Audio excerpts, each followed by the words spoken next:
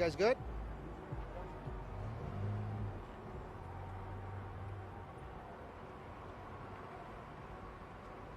you on, Rob? I'm on now.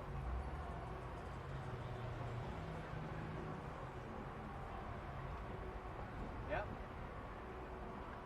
Don't see it.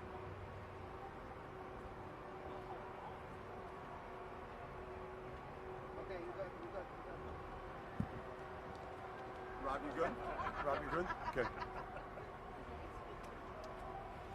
If everyone's ready, we'll get started. Now, we won't be able to answer every detailed question because this investigation obviously is so early and it's still developing, but we'll tell you everything we know. So shouting out questions is not going to, be helpful. I'll try to tell you everything I know. All right, so at 2 o'clock today in the 6900 block of Sangamon, that's Sangmon, that's in the 7th district, the 7th police district. 3 of our officers were riding in an unmarked car, but they were in full uniform, making a traffic stop on a car. This car pulled into a dead end in an alley. The offender got out of the car and began firing at the officers, and there was an exchange of gunfire. The officer was struck twice, once in the arm, once in the torso. The offender was struck as well, and the offender is in critical condition. And the officer is in serious but stable condition. So I'm going to repeat, 6900 Sangamon, traffic stop. 3 officers in full uniform but driving an unmarked police car made a traffic stop. That traffic stop resulted in an exchange of gunfire with the offender. The officer was struck twice. The offender was struck. We don't know how many times the offender was struck at this point, but the offender is in critical condition.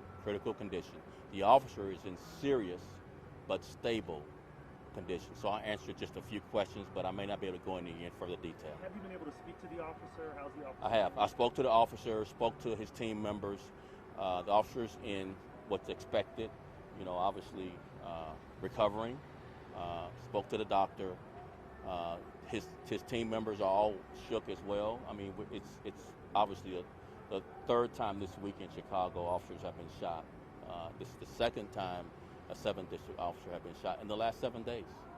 So obviously it's very concerning for everyone involved, as well as all of this command staff and all this police department. So we asked for the city to pray and support their officers. And now is the good time to say thank you when you see an officer, because we need encouragement right now doing this very, very difficult and dangerous job rendering this city safe. Any other questions? Lieutenant Brown, can you tell us about the traffic stop? Was there anything suspicious happening or why they were pulled over? Yeah, let's hold off going into those details because we want to review all of the body-worn camera video as well as the dash cam video and any other video to confirm all the facts. But we don't want to go any further than what I've recounted at this point. Any other questions? Was the officer transported by his partner here to the hospital? I believe so, yes.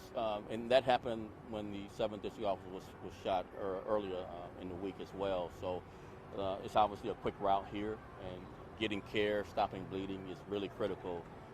Those few minutes after you're shot is likely the most critical time to help save their lives. Any other questions? Was there any more people in the offender's car? That right now, that's the only offender that was in the car. Again, those circumstances could change once we look at more detailed video rather than listening to the recounting based on what the officers and others are saying. Can you tell us anything lastly just about patrols? Are you all changing anything different? As you just said, 2nd officer from the 7th district shot in 4 days. Is the response different now? Are you all changing anything, or even advising your officers to operate differently? Yeah, let me reverse that question on you. Offenders are brazen in harming officers. We've been repeatedly saying for the last 2.5 years now, offenders have shot at and shot officers at a 500% increase.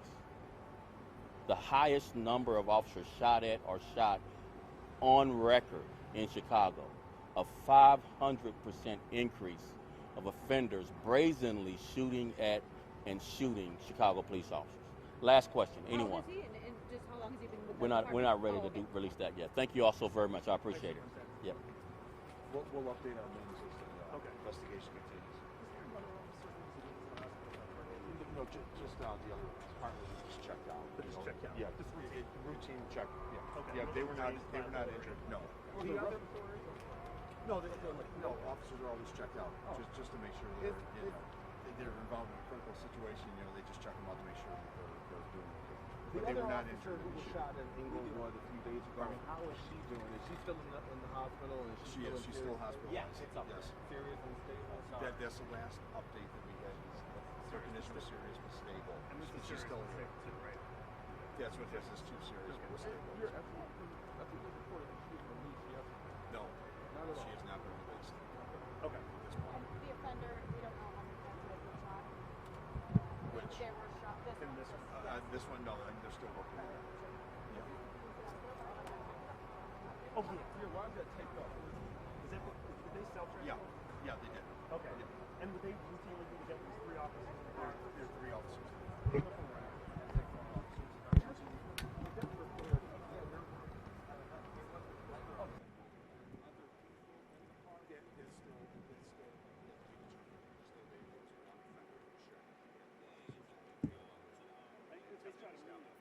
Shot at me, bailed out of the car, opened fire on me.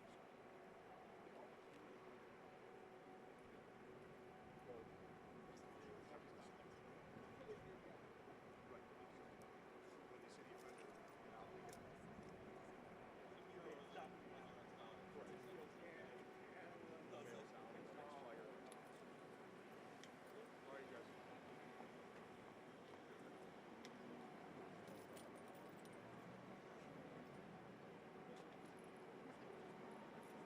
So the second officer said no. I mean, you can't trust everything that's on the scale. Forecast is going to change. Fox is always wrong with their weather forecast. You guys got Tom Skilling, so you know it's perfect.